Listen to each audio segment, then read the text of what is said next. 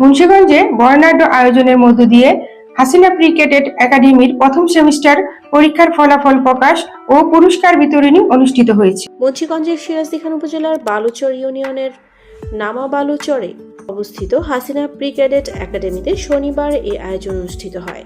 শিক্ষক, শিক্ষিকা, শিক্ষার্থী ও অভিভাবকদের স্বতঃস্ফূর্ত অংশগ্রহণে প্রাণবন্ত হয়ে ওঠে পুরো অনুষ্ঠানস্থল। অনুষ্ঠানের শুরুতেই আনুষ্ঠানিকভাবে ঘোষণা করা হয় প্রথম সেমিস্টার পরীক্ষার ফলাফল। পরে কৃতী শিক্ষার্থীদের হাতে পুরস্কার তুলে দেন প্রধান শিক্ষক ও পরিচালক তানিয়া আক্তার।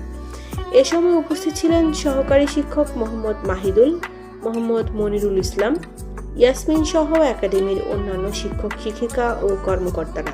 শিক্ষার্থীদের নিয়মিত অধ্যয়ন, শৃঙ্খলা ও নৈতিক মূল্যবোধের চর্চার মাধ্যমে ভবিষ্যৎ গড়ে তুলতে হবে।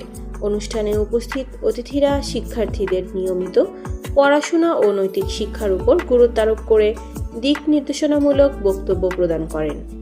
সংশ্লিষ্টরা বলেন, এই ধরনের আয়োজন শিক্ষার্থীদের মাঝে প্রতিযোগিতামূলক মনোভাব সৃষ্টি করে এবং ভালো ফলাফলের জন্য তাদের আরও অনুপ্রাণিত করে। শিক্ষার্থীদের মেধা বিকাশ ও উৎসাহ বাড়াতে এমন আয়োজন গুরুত্বপূর্ণ ভূমিকা রাখছে বলে মনে করছেন শিক্ষক ও অভিভাবকরা।